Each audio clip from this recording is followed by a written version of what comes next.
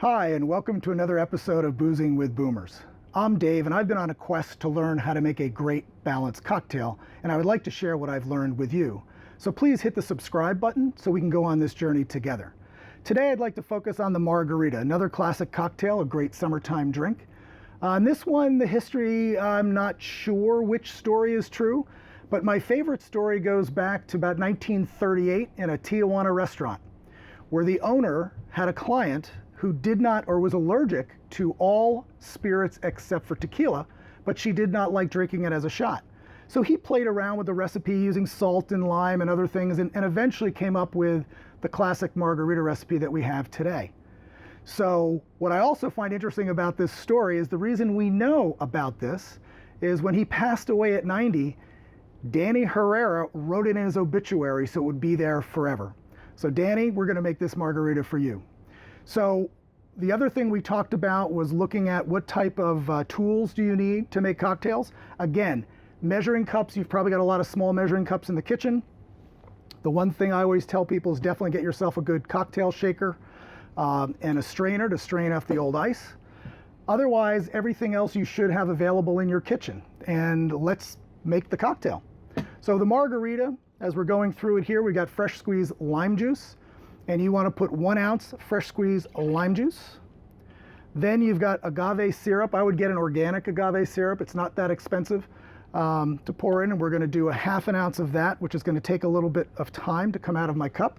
So I'll point out the next ingredient I'm going to put in is Cointreau. You can also use orange curacao, which will actually give it a little sweeter flavor. I just happen to like the flavor of Cointreau. So we're going to do a 1/2 ounce of Cointreau. And then a Blanco tequila. The key is Blanco tequila. So happen to like Espolón. Actually, my youngest son turned me on to this one. And I'm actually making 2 cocktails right now. So it is 2 ounces of tequila, 1/2 ounce agave syrup, 1/2 ounce of Cointreau, and 1 ounce of fresh squeezed lime juice. Then, when you get ready to shake, one of the key items is to pretty much fill up your glass with ice. Again, one of those things learning along the way is that ice actually chills ice. So while yes, you are diluting the drink a little bit when you shake it, you're actually trying to chill it and dilute it at the same time. Pop the tin onto the glass. You'll notice it's a seal, but as we learned last time, if I don't hold this tight enough, it can come apart a little bit and spill a little bit. So I'm going to be a little more careful. And we need to shake it for 20 seconds to get the proper chill and dilution. And thanks to COVID, we know exactly what 20 seconds is because that's singing Happy Birthday to Me twice or the ABC song.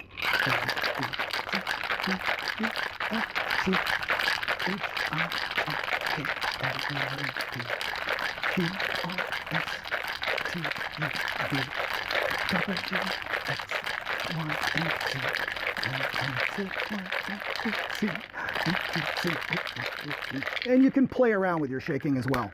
I just got bored. So now we have the cocktail. We will pour it into a rocks glass with fresh ice. And this one, you can put in as much ice as you want. It's optional, but I salted the rim with kosher salt. It's the best salt to use for this. And you can put as much ice or little ice as you want. But the key here is you're saving the old ice so it won't dilute as fast. Actually, a little more for this person. And then it's also important to save a little bit for the boomer. So I like to make sure that whatever I'm making is good enough for my guests. Okay, I should give my guests a little bit more. You then garnish it with a lime wheel. So really you just cut off a little bit of lime, split it down the middle. And then for the boomer, we have a nice little lime wheel there, or a whole lime if you want. And so I hope you like this episode. If you do, please hit the like button and you like the margarita. Please try it, share it, and provide feedback about it so together we can continue on this journey of boozing with boomers. Thanks and cheers.